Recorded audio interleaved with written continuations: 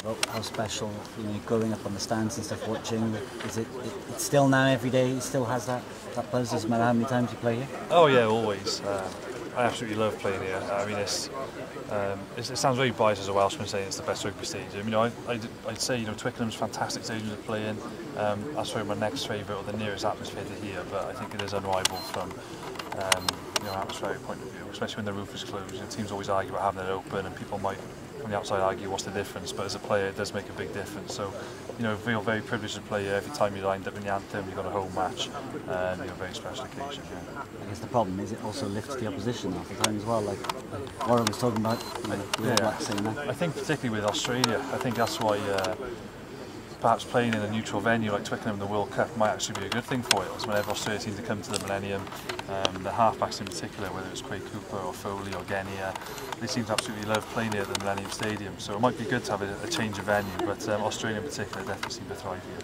Watching that video at the start, there were quite a few clips of Lee Hunt kind of doing how much of a loss is he going to do? He's one of the world-class players that we have in our squad, so I think he'd be a loss to any nation in the world really. But I think having somebody like a goal kicker as prolific as Dan Bigger, who's been doing it for the last 8 years for the Ospreys, he was a great guy to obviously take over the place kicking from Lee. But I mean, I'm gutted for both recently, because you see firsthand how hard they've worked throughout the summer. It's been 2-3 months of the most grueling pre-season we've ever had, and not to be able to make a World Cup is it is agonising. It's really tough. And I've gone through operations where you have the dreaded phone call from the surgeon after they've assessed the scan result, and they tell you you can't be involved for the next 3 or 4 months. And that's tough enough when it's part of the club season or you're missing Ultimate International Six Nations. But to miss a World Cup, every player wants to go on World Cups, and Reece Webb hasn't been on a World Cup yet, so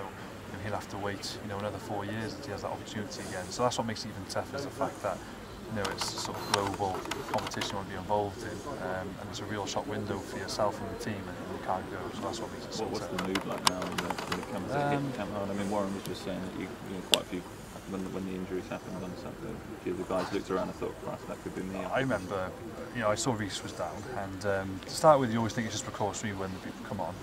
And I walked over just to check he was all right, and he wouldn't have even been able to acknowledge me. I don't think he was in that much pain, and I just sort of tapped him and walked off. But I was thinking, I'm in the middle of a test match, and you are worried of the the well-being of your teammate really on the floor. And I remember just nodding my head, walking off, and speaking to one of the guys like, he's not looking good, and it does bother you, because you want to go through these times together. You want to be able to be successful in a World Cup, and someone like Reece, who's been an integral part of our team for 12 months, deserves that.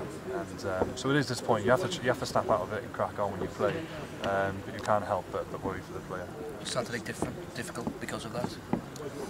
I don't think we can blame our performance on the injuries. No, I've been in games where I've seen fracture dislocations and shoulder dislocations, and that's quite regular. It's just what makes this one tougher is just the circumstances, with the World Cup around the corner. But I thought Italy, to their credit, they obviously, we like to play with quite high ball in play time, and Italy managed to stop that. It was a lot of set piece, a lot of stoppages in play, and they managed to slow the game down, which would suit them, to enable them to play their game plan. So we had that sort of challenge against England in the Six Nations, where we didn't really manage to play the game that we wanted to, and they managed to play the game on their terms. So we got to it'll be another sort of learning curve really, and managing how do we get back out of that if it happens again in the World Cup, because teams might want to do that again to us. So it's making sure.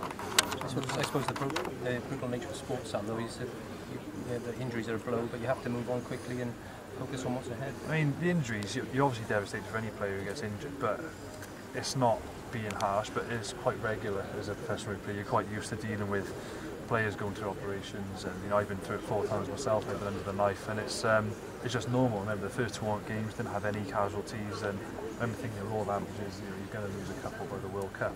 Obviously, you don't expect it to be 2 of your frontline players, but that's just